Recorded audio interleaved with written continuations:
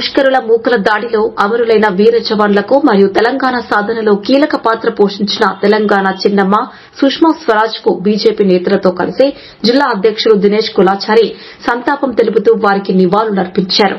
నిజామాబాద్ జిల్లా ఇందల్వాయి మండల కేంద్రంలో జిల్లా అధ్యకులు దినేష్ కులాచారి నూతనంగా ఎన్నికైన బీజేపీ మండల కమిటీ సభ్యులను శాల్వా కప్పి వారిని ఘనంగా సన్మానించి అభినందనలు తెలియజేశారు.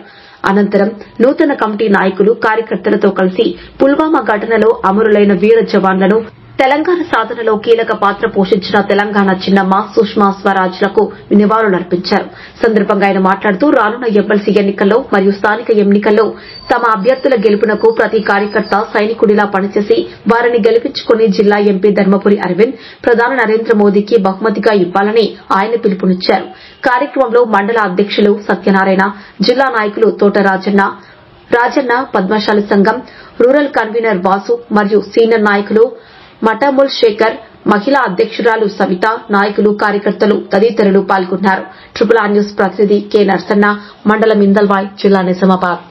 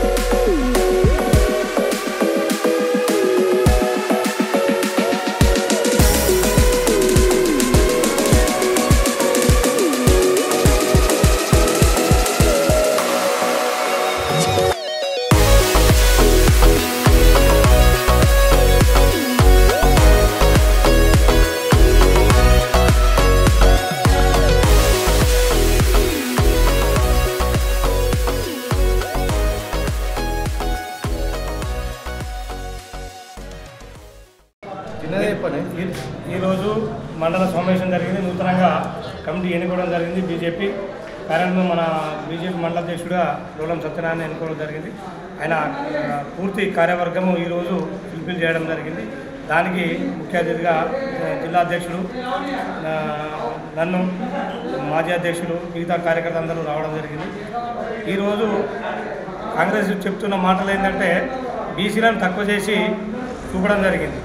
ఇలా బీసీలను తక్కువ చేయాలంటే బీసీలను ముస్లింలను కూడా కలపడం జరిగింది. అంటే ముస్లింలను కలపడం వల్ల ఇలా బీసీలని కోత చేయడం జరిగింది. కోత అంటే వాళ్ళ రిజర్వేషన్ కానీ వాళ్ళకు 4% ఇస్తేనే 10 మంది ఉంటే 4% ఇస్తేనే ఉన్నోళ్ళందరికీ ఉద్యోగాలు కానీ మిగతా రిజర్వేషన్లు అన్నది. ఇలా 10% వాళ్ళకి ఇస్తూ ఇలా ప్రతి ముస్లిం బిడ్డకు ప్రతి ఒక్కళ్ళకు కూడా జాబులు వస్తాయి. ప్రతి దగ్గర సర్పంచులు అయిపోతారు, ఎంపీటీసీలు అవుతారు, అందరూ అవుతారు. మామూలుగా ఒరిజినల్గా ఉన్న బీసీలంతా అన్యాయం జరుగుతుంది. కాబట్టి ఇది కాంగ్రెస్ వారు చేస్తున్నది దురక్రమం. ఇది తప్పుగా నేను భావిస్తూ ఉన్నాను. ఈరోజు నేను జిల్లా అధ్యక్షుడిగా నన్ను ఎన్నుకున్నారు. నేను మా పద్మశాలి బిడ్డనే. మా పద్మశాలి కూడా అందరినీ అంటే పద్మశాలి కూడా బీసీలే కాబట్టి బీసీల తరపు నుంచి నేను ప్రత్యేకంగా మాట్లాడుతూ ఉన్నా. బీసీలకు అన్యాయం జరుగుతున్నది. ఈ కాంగ్రెస్ ప్రభుత్వంలో బీసీలకు వినలేని అన్యాయం జరుగుతున్నది. ఇలా చేనేతలకు కూడా చాలా అన్యాయం జరుగుతున్నది. చేనేతల నుంచి ఇలా మరుగున పడే పరిస్థితి ఉంది. మగ్గాలు కూడా మరుగున పడే పరిస్థితి ఉంది. కాబట్టి ఇలా చేనేతను ఆదుకోవాలా, బీసీలందరినీ ఆదుకోవాలా. ఇలా అందరికీ కూడా ఏదైతే లోన్లు కానీ సబ్సిడీ లోన్ కానీ ప్రతి ఒక్కరికి ఇచ్చే విధంగా ప్రభుత్వం చర్యలు తీసుకోవాలని చెప్పి నేను ప్రభుత్వాన్ని కానీ ఈడ ఉన్న ఎమ్మెల్యేని కూడా నేను డిమాండ్ చేస్తూ ఉన్నాను. భారత్ మాతాకి జై. ఈరోజు ఇంధన మండల శాఖ ఆధ్వర్యంలో మండల కమిటీ పూర్తిస్థాయి మండల కమిటీ ఎన్నుకోవడం జరిగింది. ఏదైతే స్థానిక సంస్థ ఏదైతే ఎమ్మెల్సీ ఎలక్షన్స్ ఉన్నాయో పట్టభద్రులవి కానీ టీచర్స్ కానీ పూర్తిగా మూడు ఎమ్మెల్సీ ఎలక్షన్లో బీజేపీ పార్టీ ఘన విజయం ఖాయం. దీనికి మా కార్యకర్తలు ప్రతి టీచర్స్ కానీ పట్టభద్రులను కానీ రోజు కలవడం జరుగుతుంది. ఇలా ఢిల్లీలో అంత పెద్ద ఘన విజయం అంటే నరేంద్ర మోడీ ఆధ్వర్యంలో బీజేపీ పార్టీ కార్యకర్తల కృషి, అక్కడ ఢిల్లీ వాసుల కృషి, ఢిల్లీ ప్రజలు ఇంత పెద్ద విజయం తర్వాత ఇలా టీచర్లు కానీ అందరూ బీజేపీ వైపు చూడడం జరుగుతుంది. ఇలా కాంగ్రెస్ ప్రభుత్వం చూస్తే కాంగ్రెస్ అయితే ఇలా నిన్ననే పార్లమెంట్లో వక్ఫ్ బోర్డుకు మద్దతుగా పూర్తిగా మాకు మద్దతు ఉన్నది. బీజేపీ పార్టీకి మద్దతు తెలపడం జరిగింది. ఇలా కాంగ్రెస్ పార్టీ ఇలా ఒక పక్షాన్ని గత 70 సంవత్సరాల నుంచి కాంగ్రెస్ పార్టీ హిందువులని మూస్తూ ముస్లింలను ప్రేరేపిస్తూ వాళ్ళకు సపరేట్ జీవోలు సపరేట్ చట్టాలు చేసి ఇలా హిందువులని నట్టిడం ఉంచిన పార్టీ అంటే కాంగ్రెస్ పార్టీ. ఇప్పటికైనా మన హిందువులు కొంచెం కన్ను తెరిచి కాంగ్రెస్లో కూడా హిందువులు ఉన్నారు.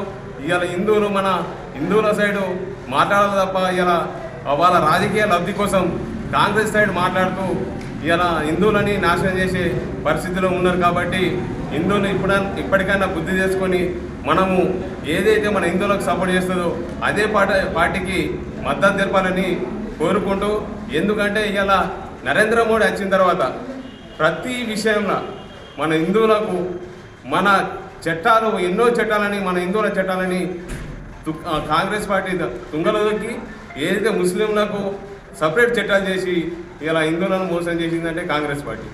ఇకనైనా ఇలా రాష్ట్రంలో బీసీలలో ముస్లింలను కలపడం ఏందో ఇలా మా బండి సంజయ్ గారు కానీ మా అరవింద్ గారు కానీ బీసీలల్లో ముస్లింలను కలిపి బీసీ రిజర్వేషన్ తగ్గించే యోచనలో కాంగ్రెస్ పార్టీ ఉంది. దీన్ని చట్టం చేస్తామని ఇలా చెప్తారు. చట్టం కాదు, ఏది కాదు, బీసీలని కులగణన కరెక్ట్ చేయండి, లేకపోతే కులగణనే పెట్టకండి. ఎందుకు కులగణన? ఇలా కులాలు విడదీస్తూ ఏదైతే హిందువులనే ఐక్యత దెబ్బతీయడానికే ఈ కులగణన. గత 60 ఏళ్ళ ఇందిరమ్మ చేసిన పని అదే, రాజీవ్ గాంధీ చేసిన పని అదే, ఇలా రాహుల్ గాంధీ కూడా చేసే పని అదే. ఇలా మోడీ కులగణన ఏమంటలేడు.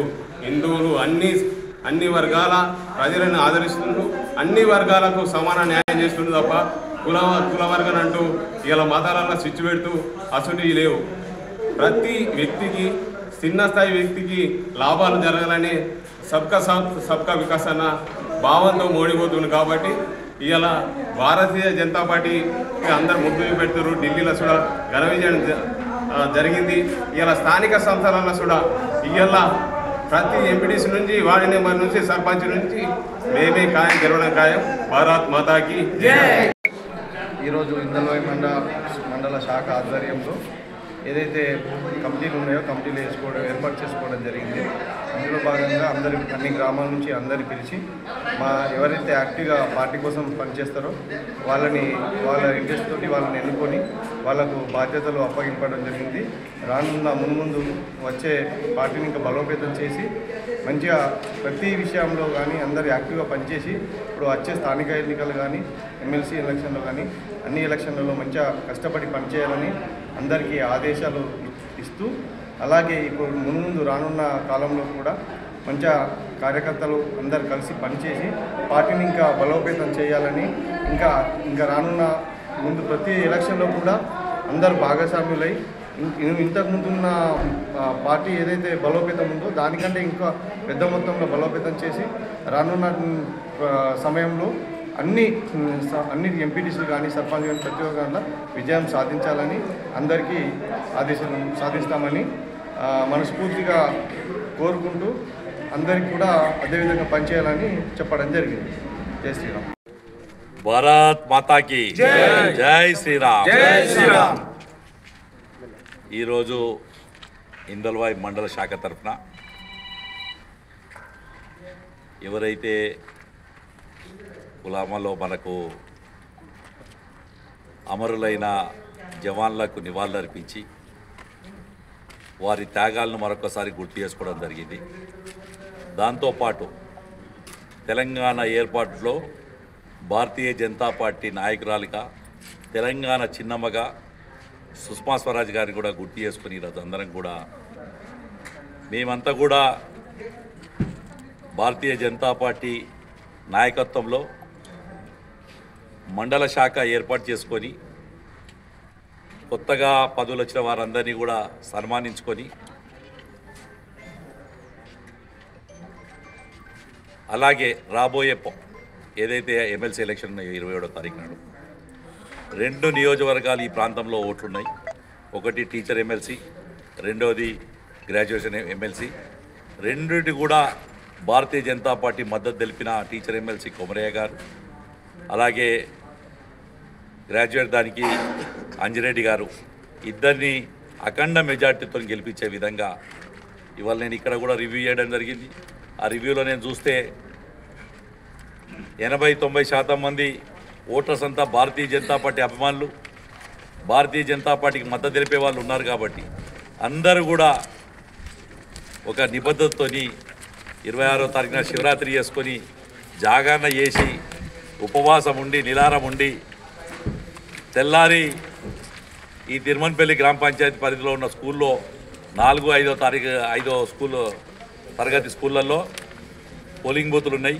అందులో వచ్చి ఓటేసి ఇక్కడ చాలా తక్కువ ఓట్లు 315 ఓట్లు, అవి ఒక 15 ఓట్లు 350 ఓట్లు ఉంటాయి. మొత్తం 300 ఓట్లు ఒక గంటన్నరలో వేయచ్చు.